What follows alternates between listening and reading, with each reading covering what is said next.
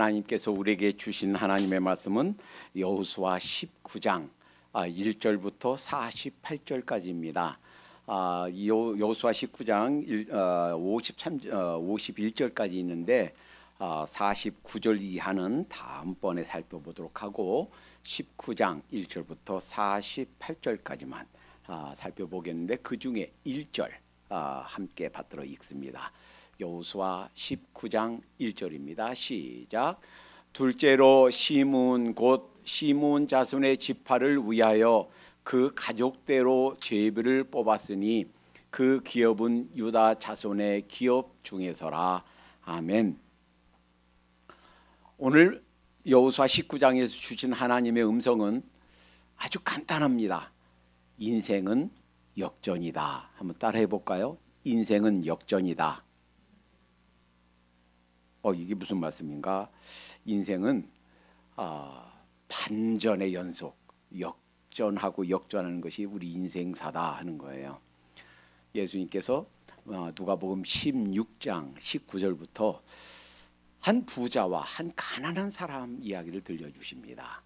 부자는 얼마나 부자였는지 당대에 입는 옷 중에 최고의 값진 옷을 입고 날마다 연락했다. 그러니까 얘기는 에브리데이 날마다 파티를 벌인 거예요. 귀인들을 초청하고 친구들을 초대하고 유명 인사들, 연예인들, 정치, 경제, 군사, 교육 각 방면에 있는 사람들 초대해서 집에서 파티를 한 거예요.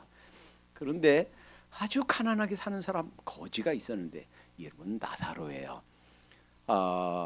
그 대문에 누워서 아마도 잘 먹지 못하고 잘 입지 못하고 하니까 그 상에서 떨어지는 부스러기를 먹고 살았다 하는 거예요. 그런데 그 개가 상처난 곳을 발을 약도 없고 싸맬 붕대도 없고 하니까 상처난 곳을 개가 핥았더라. 문제는 이 세상 떠나고 난 다음에 딱 눈 떠서 보니까 부자는 너무너무 고통스러운 불 가운데 있어요. 얼마나 고통스러운지 이렇게 눈으로 보니까 저 위에 아브라함 품에 나사로 그 거지, 그 상에서 떨어진 부스러기 먹고 있었던 거지가 그 낙원에 있는 거예요. 그래서 부탁합니다. 손에 물 한 방울만 찍어서 내 혀를 서늘하게 하소서. 그것이 간청이에요. 그런데 그마저도 허락되지 않습니다. 너무너무 고통스러워서. 그러면 아직 세상에 살고 있는 내 형제 5이 있으니까 나사로를 보내서 그들에게 나처럼 이곳에 오지 않도록 이런 고통 가운데 오지 않도록 나사로를 보내소서. 그것마저도 허락되지 않습니다. 죽었다가 살아나는 사람이 있어도 그 말 듣지 않을 거야. 세상에는 모세와 선지자들이 있다. 즉 먼저 믿은 사람, 복음 전하는 사람, 예수님 믿으라고 하는 주의 일꾼들이 있단 말이에요. 그들 말 듣지 않으면 죽었다가 사람이 살아나가도 안 듣는다는 거예요. 이것이 실제, 이것은 비유라기보다는 실제 상황. 마치 아나운서가 저 뉴욕에 있으면서 저 LA에 있는 모습을 쏴주면서 거의 생방송하듯이 그렇게 보여주는 현장 중계와 같은 말씀이다라는 거예요. 이것은 실제로 우리 삶에서 일어날 우리의 미래의 현실이다라는 겁니다. 어떻습니까? 역전이에요. 부자가 세상에서 그렇게 즐겁게 넉넉하게 누리면서 살았지만 남은 영원은 고통 가운데 살게 됩니다. 비록 나사로가 어렵고 구차하고 먹을 것이 없어서 주워 먹고 살고 상처를 치유할 수가 없어서 개가 핥고 살았지만 고통과 어려움 가운데 살았지만 아마도 그 마음속에 하나님을 향한 신앙이 있었던 것 같아요. 믿음을 지키고 살았던 것 같아요. 아브라함 품에서 영혼을 보내게 된다. 이것이 인생 역전이다라는 거예요. 한때 잘 나가는 것, 한때 열심히 되는 것이 문제가 아니라 끝까지 하나님을 잘 섬기는 것, 이것이 중요하다라는 거예요. 예수님께서도 먼저 된 자가 나중되고 나중된 자가 먼저 된다. 마태복음 19장에서도요. 또 마태복음 20장에서도요. 누가복음 13장에서요. 또다시 이런 말씀하시며 저를 말씀하시면서 말씀해 주셨습니다. 무슨 뜻입니까? 인생은 역전이다 하는 거예요. 그러니까 과거에 내가 어떻게 주님 섬겼는가, 그리고 지금 어떻게 섬기는가 하는 것도 중요하지만 그것보다 더 중요한 것은 끝까지 어떻게 주님을 잘 섬기는가 하는 것, 이것이 중요하다 하는 겁니다. 성경에는 역전의 스토리가 참 많습니다. 형님인 가인의 제사는 안 받으시고 동생의 아벨의 제사는 받으셨어요. 에서는 형님으로 쌍둥이에요. 먼저 태어난 형님이에요. 그래서 아버지 이삭은 그 형님에게, 그 에서에게 축복해 주고 싶었어요. 그런데 동생 야곱을 하나님께서 장자로 축복하게 하십니다. 물론 거짓말로 훔쳤지만 여하튼 동생 야곱이 그 장자의 축복을 누리게 됩니다. 요셉의 두 아들 므낫세와 에브라임도 그래요. 므낫세가 형님이고 에브라임이 동생입니다.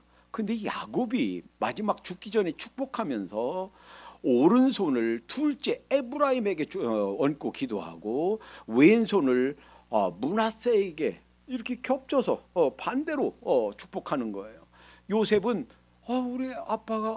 우리 아버지가 눈이 시력이 어두우신가? 아버지, 얘가 그 장자예요. 손 떼서 다시 옮기니까 다시 동생에게 에브라임에게 얹으면서 나도 안다. 뭐예요? 하나님의 축복이 동생 에브라임에게 더 많이 갔다는 거예요. 그런데 인생 역전은 여기서 끝나지 않습니다.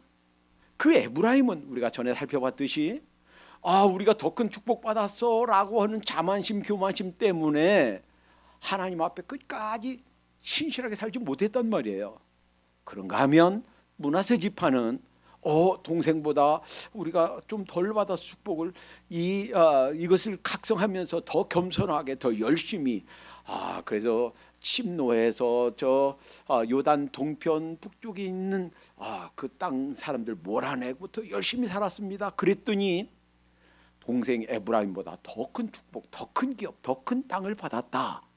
다시 말하면 끝까지 어느 한순간에서가 아니라 끝까지 주님을 신실하게 충성스럽게 섬기고 했더니 이 역전에 또 역전했다. 이것이 주님께서 보여주시는 거예요. 오늘 이제 지파 땅 나누는 것이 6지파 남았습니다. 동쪽에 요단 동편에서 루벤, 갓, 므낫세 반지파가 벌써 받았고요.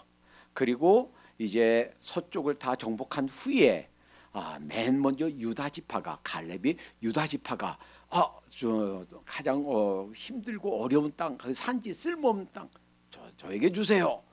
그리고 거기에는 그 거인 족속이 있는데 안악 자손이 그 제가 무찌르겠습니다. 다른 모든 사람이 싫어하는 그 땅을 요구했단 말이에요. 그래서 맨 먼저 유다 지파, 그리고 이 에브라임과 므낫세 서쪽 반지파 받았어요. 그러니까 7지파 남았죠. 그러니까 이 5지파는 길갈에서 그 분배 받았고, 그 다음에 7지파는 아주 소극적이에요. 하나님을 향해서 충성심이 좀 덜해요.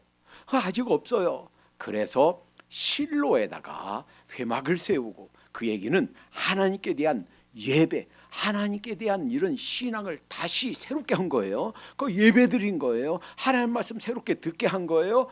그리고서 이제 베냐민 지파 가장 어린, 약하다고 생각하고 가장 어린 막내둥이 베냐민 지파가 이제 분양받고 이제 6지파 남았어요. 그 6지파는 오늘 여호수아 19장이 다 나와요. 그런데 이 역전의 스토리는 6지파에게서도 계속됩니다. 참 참 희한해요. 하나님께서는 그 어떤 귀한 진리를 가르쳐 주시려고 그러면 어디 한 군데만이 아니라 여러 상황들을 통해서 가르쳐 주세요. 강조해 주시기 위해서. 그러니까 우리 야구, 여성분들은 잘 모르죠. 야구, 흔히 야구 언제부턴가 야구가 몇 회까지 있다고요? 9회까지 있다고요. 9회까지 있는데 뜰이 아웃이면 이게 교체되는 거예요. 이제 끝나는 거예요. 그 게임이 그 회. 그런데 뜰이 아웃이면 끝나는데 투아웃 9회 말 투아웃부터 야구다. 진짜 야구가 시작된다. 그럼 거의 끝난 거예요. 그러니까 야구가 9회 말 이제 투아웃 그것도 거의 끝난 지점. 끝나야 끝나는 거지. 아직 다 끝난 것이 아니다라는 거예요. 가끔 9회 말 투아웃에서 역전되는 경우가 종종 있습니다. 이것이 야구의 아주 절묘한 묘미예요. 다 진 줄 알았다가 다 시무룩해졌다가 마지막 투아웃 남겨놓고 딱 역전됐을 때. 그런데 성경에 종종 이와 같은 일이 있고 우리 인생사가 이와 같을 수 있다라는 거예요.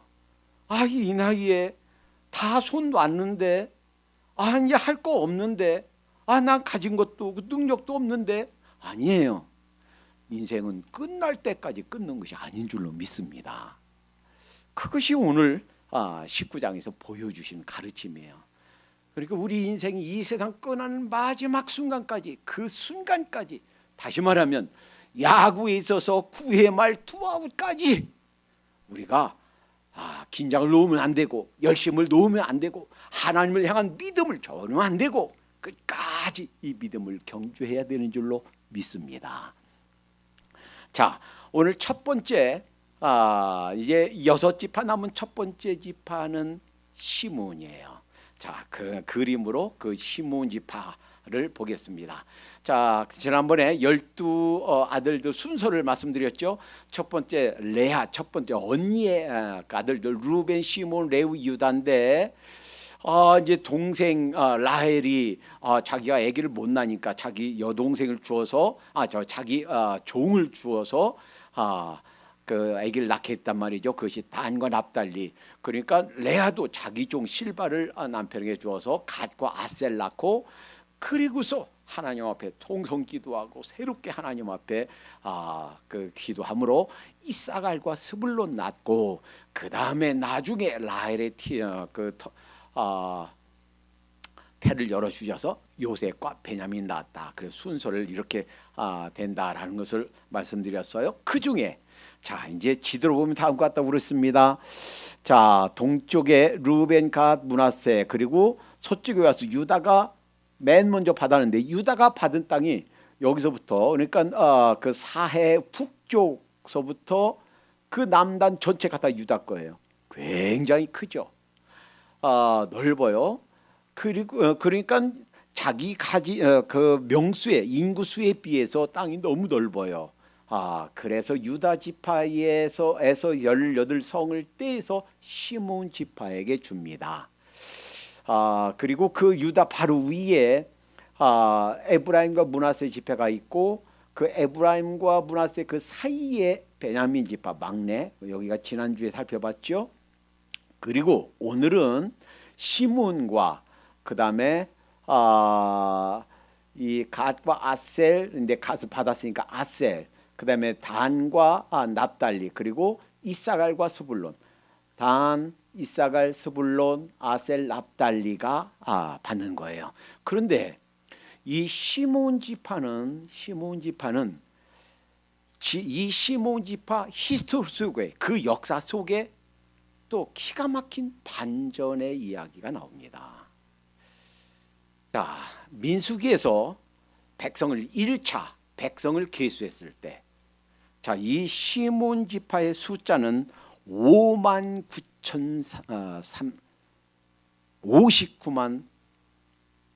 3천 명. 죄송합니다. 59,300명. 이것이 민수기 1장 22절에 59,300명인데 2차 계수 26장의 14절, 민수기 26장 14절에서 두 번째 계수했을 때는 22,200명이에요. 신기하죠? 59,000명에서 59,300명에서 22,200명 남았으니까 얼마가 사라진 거예요? 37,100명이 사라진 거예요. 왜 이렇게 됐을까? 이건 참 비극이에요. 비극 중에 비극입니다. 민수기 26장에 있었던 사건, 그 숫자, 그 사건이 이렇게 바로 직전 민수기 25장에는 기가 막힌 이스라엘 범죄의 사건이 나옵니다. 발람이 발락의 요청으로, 모압 왕 발락의 요청으로 이스라엘 좀 저주해 주시오 하는 요청을 받았어요. 그러니까 그것도 그냥 가지 않고 잔뜩 선물, 뇌물 공세를 폈어요. 선물 많은 뭐 금괴와 선물. 그런데 그걸 물리쳐야 돼서는 하나님께 가지 말라 했는데 또 기도하고 또 기도하고 결국 갑니다. 저주하려고 하는데 저주가 안 되지요. 축복을 저주하려고 갔다가 축복만 하고 왔어요. 자기가 저주하려고 해도 저주가 안 나오니까 꾀를 알려줬습니다. 발락에게, 발람이 이렇게 하면 이스라엘이 죄를 짓고 하나님께 진노를 받아서 멸망할 수가 있습니다 라고 지혜를 알려줘요.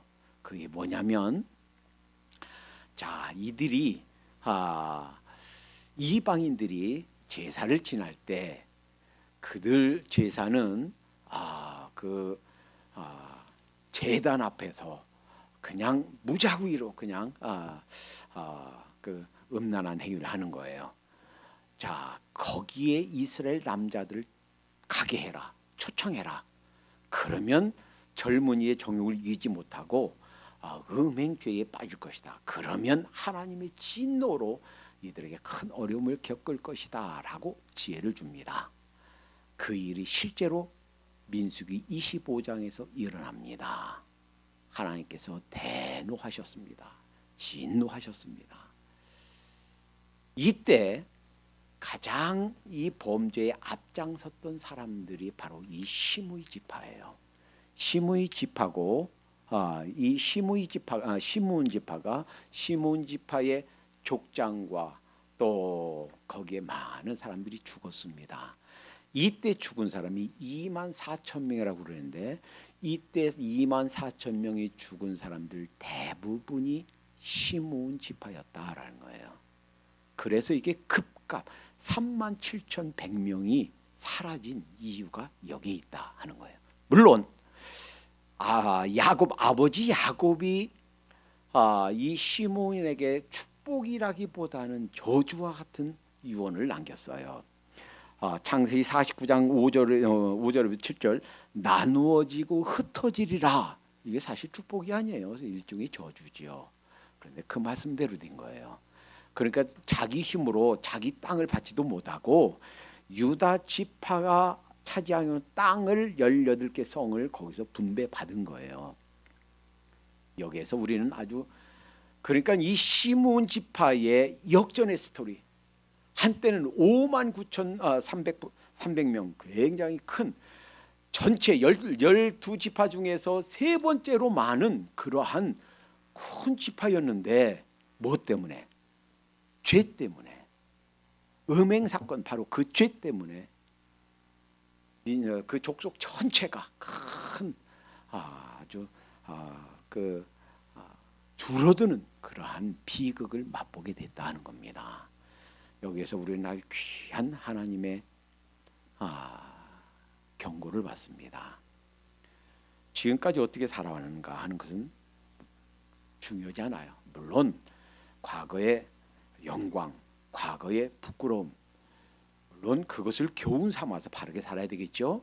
그러나 거기에 얽매여서 나가지 못하면 안 되겠어요. 중요한 것은 지금까지 살아온 것 못지않게 중요한 것은 지금 어떻게 사느냐 하는 거예요. 그래서 사도 바울은 우리에게 이렇게 권면합니다. 고린도후서 7장 1절 다 같이 읽어보겠습니다. 시작. 그런즉 사랑하는 자들아, 다 같이 시작.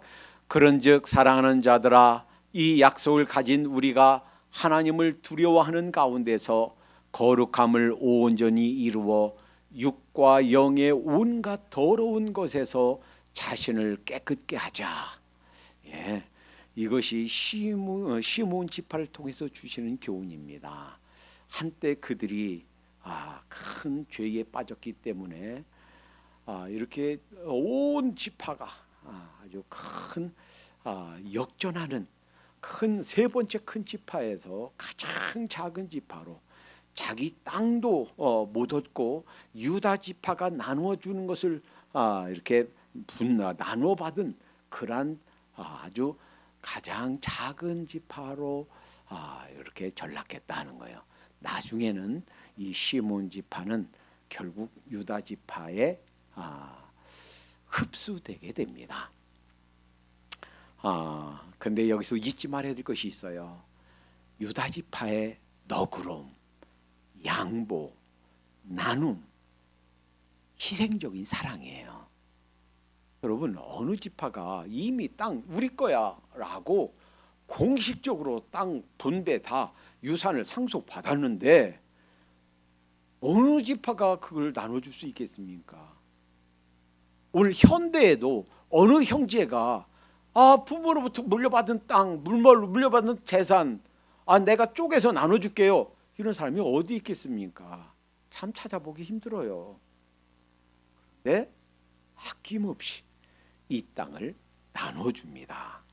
유다 지파 얼마나 귀하고 아름답습니까? 예수님이 이 땅에 계실 때 산상수훈에서 말씀하셨죠. 오리를 가자 하면 얼마 가라고요? 10리를 가라고요.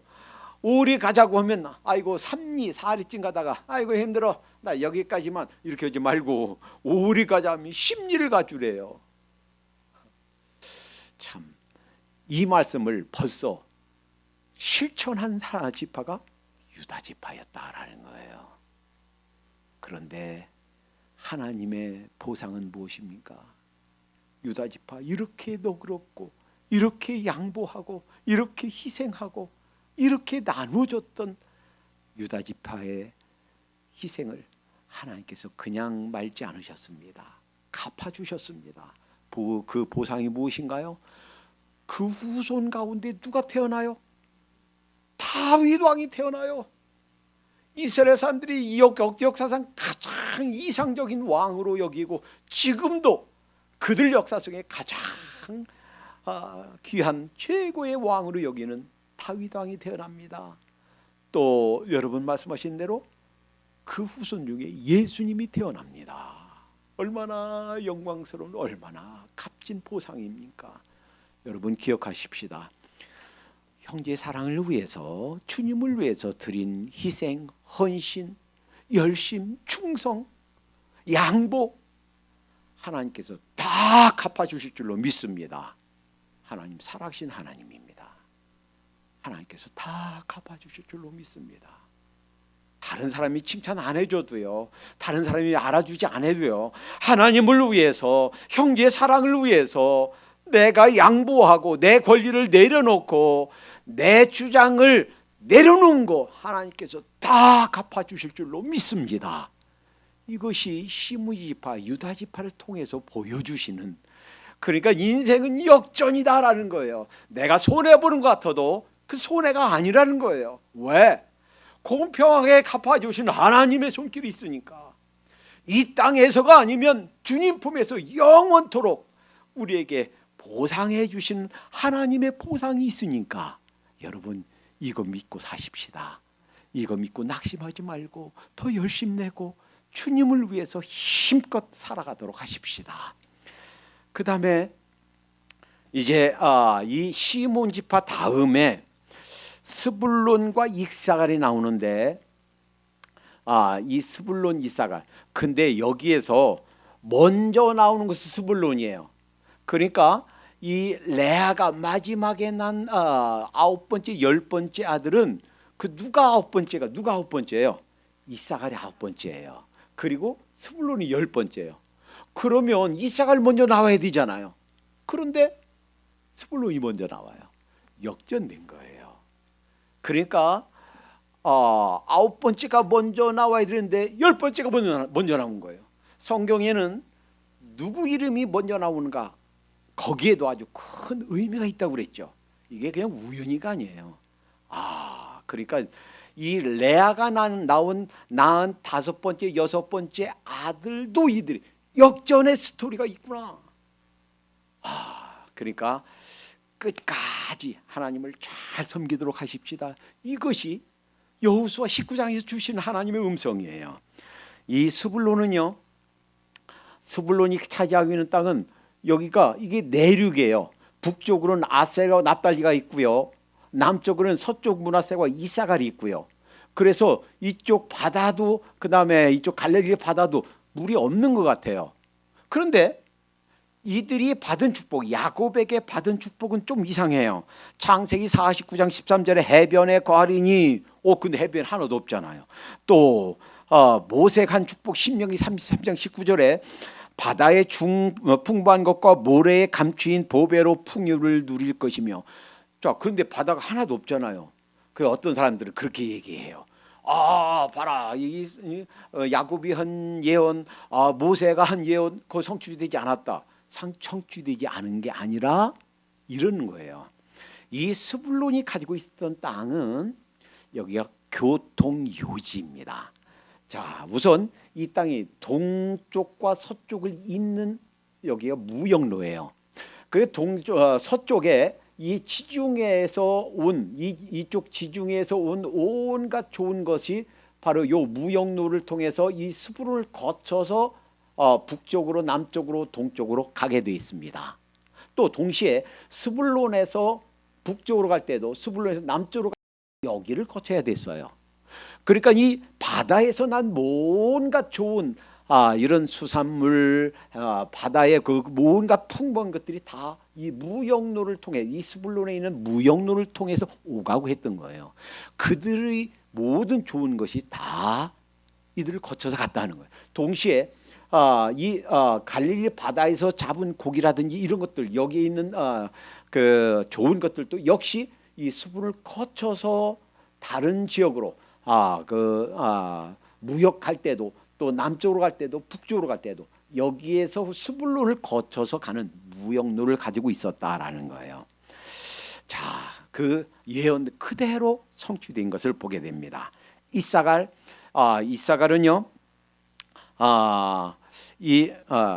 아홉 번째라고 그랬죠.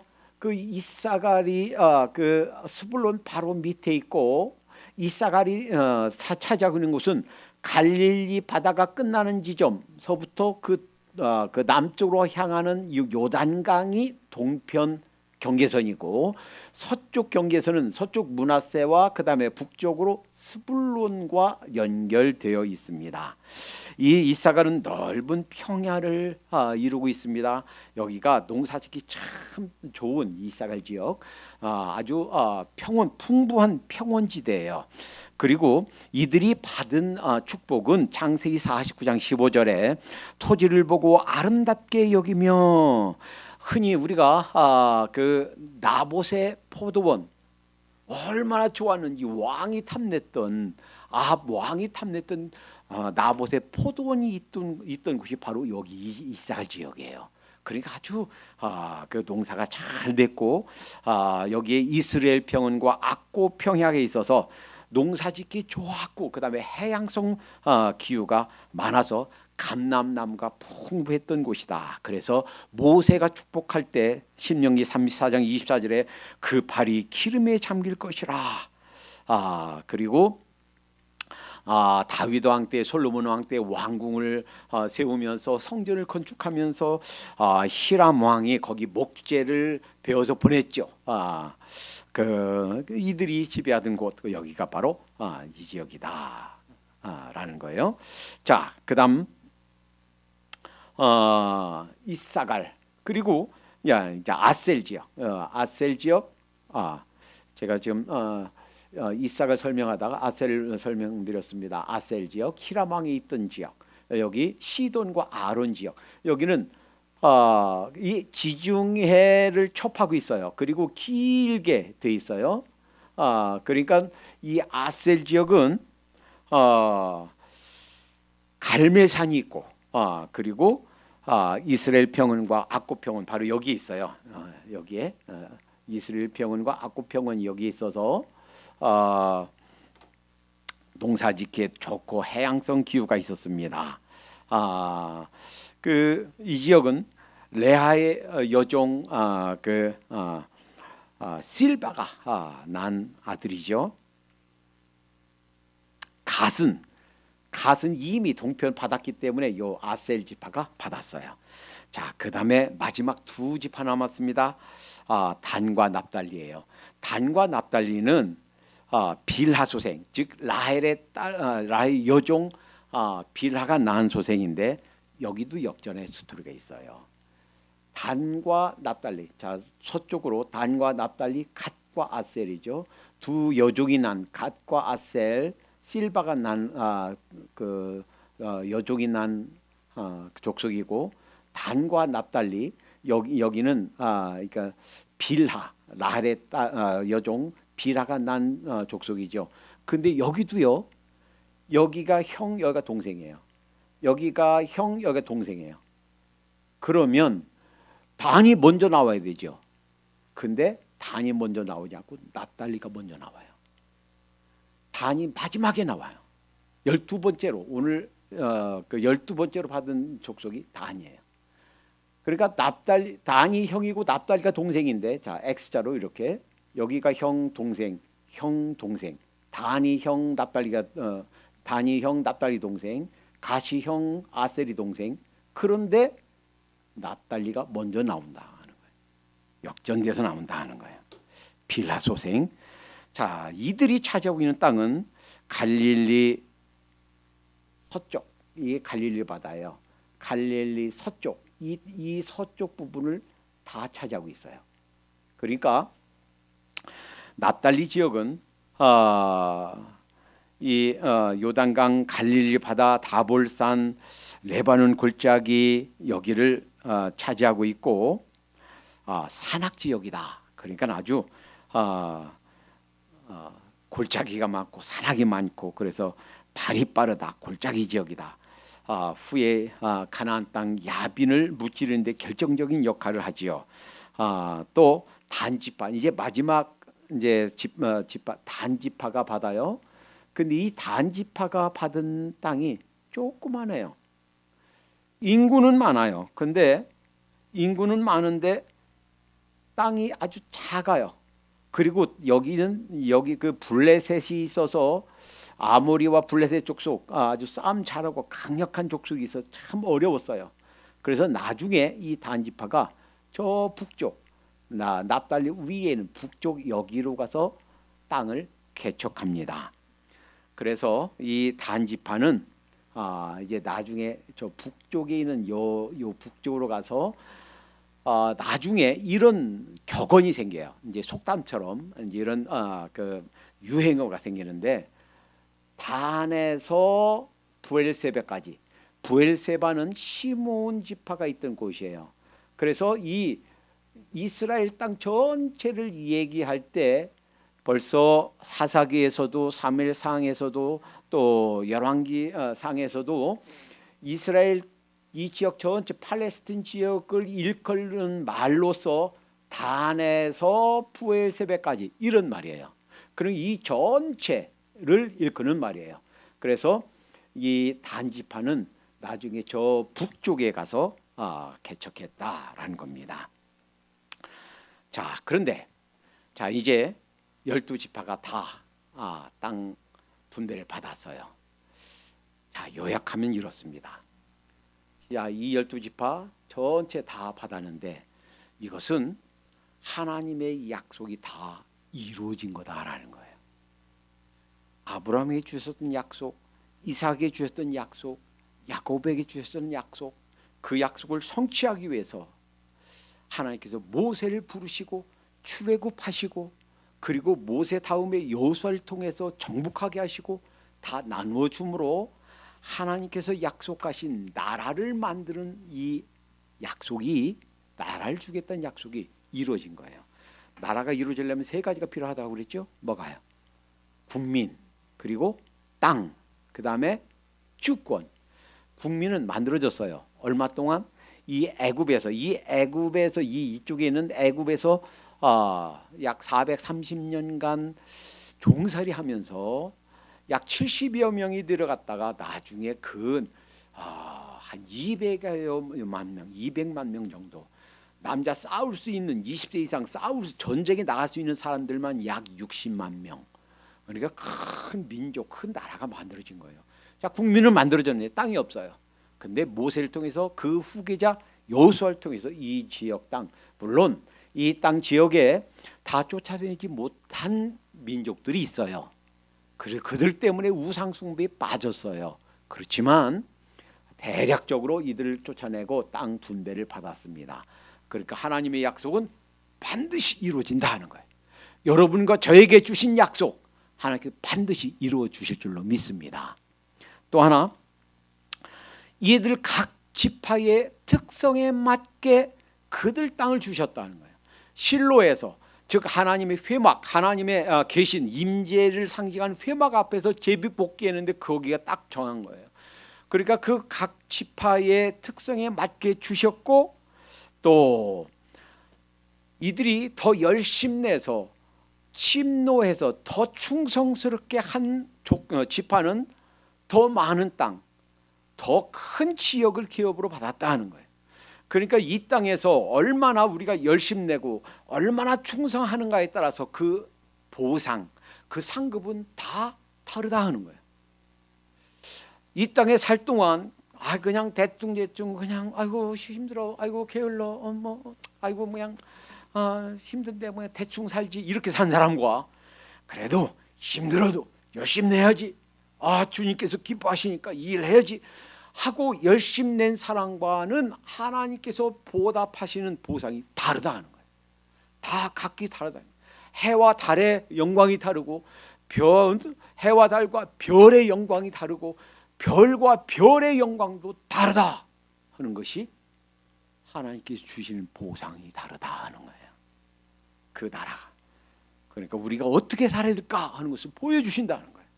침노했던 족속, 정말 열심히 앞장서서 몰아냈던 이런 족속들은 좋은 땅을 받았다라는 거예요. 큰 땅을, 넓은 땅을 받았다라는 거예요. 또 하나, 오늘 19장에서 보여주듯이 여러 번 인생은 역전이다 라고 하는 사실을 보여주듯이 인생은 언제든 역전될 수 있다, 끝까지 충성하거라 라고 주신 하나님의 음성이 있는 줄로 믿습니다. 카터 대통령은 조지아, 우리가 살고 있는 이 주가 고향이에요. 저 남쪽에 살고 있어요. 그리고 카터 대통령 박물관이 있습니다. 1978년에 카터 대통령이 한국을 방문했을 때 제일 큰 여의도 순복음교회에서 예배드리지 않고 그 옆에 있는 그때 한 600명밖에 안 되는 그 침례교회, 여의도 침례교회에서 예배를 드렸어요. 카터 대통령은 지금도 침례교 집사입니다. 이분이 대통령 현직에 있을 때는 인기가 없었어요. 그리고 제일 못하는 대통령 중에 하나로 그렇게 사람들이 지목했습니다. 그러나 인생 역전의 스토리를 만들어냈습니다.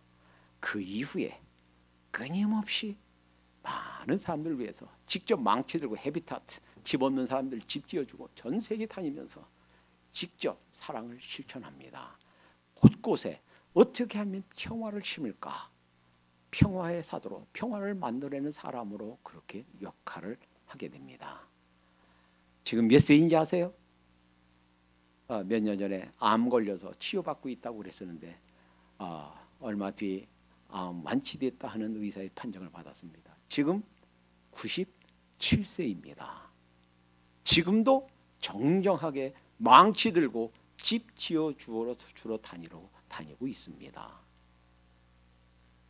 퇴임 후에 가장 성공한 미국 역대 대통령 중에 퇴임 후에 가장 성공한 대통령으로 그렇게 칭송받고 있습니다.